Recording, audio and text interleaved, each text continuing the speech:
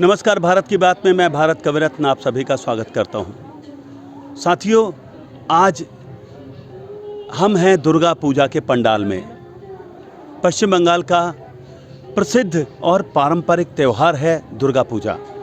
इस बार कोरोना ने त्यौहार के उत्साह में क्या फीकापन लाया, ये जानने के लिए इस वक्त हमारे साथ हैं माँ दुर्गा के भक्त।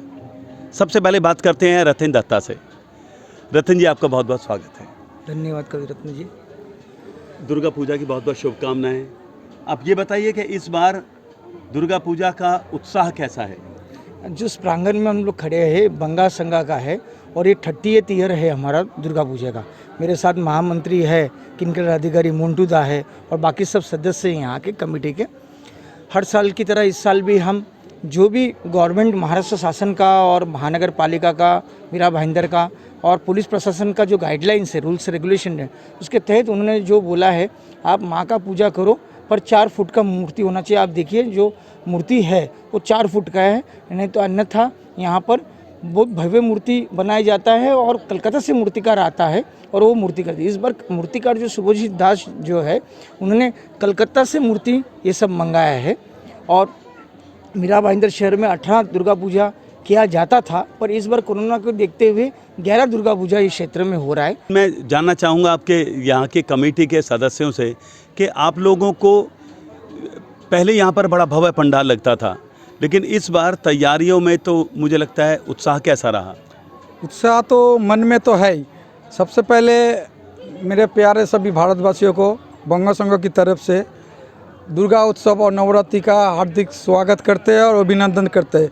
माँ सभी परिवार को, सभी को अच्छे रखे, कृपा करे, यही मेरा प्रार्थना है। और भव्य क्या है तो भव्य हमेशा रहते रहे। इस साल नहीं रहा तो क्या हुआ, मन में तो जो पूजा का भाव है वो महान होता है, आने से महान नहीं होता है। जो मन में भी भगवान रहता है वो भगवान को पूजा करे, लेकिन अपना जो गाइडलाइन है महाराष्ट्र सरकार की तरफ से वो सब फॉलो करके पूजा हो रहा है। पूजा का विधि का हिसाब से नियम का, पूजा का जो नियम विधि है उसी हिसाब से पूजा हो रहा है। पूजा का कोई त्रुटि नहीं है, नियम का हिसाब से, विधि का हिसाब से, टाइम टेबल के हिसाब से पूजा हो रहा है, उसमें कुछ भी नहीं है। मैं तो पहले इधर ही रहती थी आरएमपी पार्क में, तो सालों से आती थी। अभी मीरा रोड रहती हूँ, वहाँ से भी आई हूँ, सालों से आती हूँ माता का दर्शन करने। तो इस बार तो लग नहीं रहा था कि माता जी आएंगी, दर्शन हो पाएगा, लेकिन हुआ। बहुत अच्छा लग रहा है।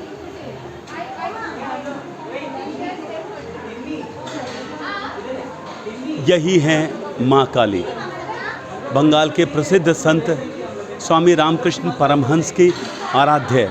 और स्वामी रामकृष्ण परमहंस पता है कौन थे?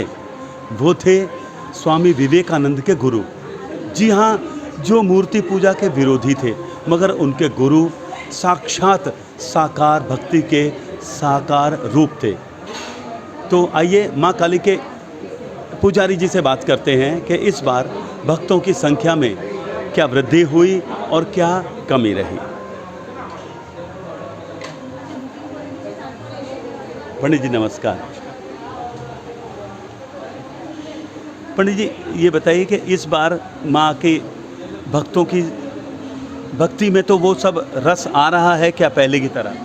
पहले की तरह नहीं है, सब लोग डर रहा है कोरोना का वजह से, इसके लिए बहुत कम है। इस बार जितना भीड़ होना चाहिए उतना नहीं है, सब लोग डर के आ रहा है। इस बार हम लोगों को भी अच्छा नहीं लग रहा है। माँ भी दुखी है, भक्त लोग नहीं है।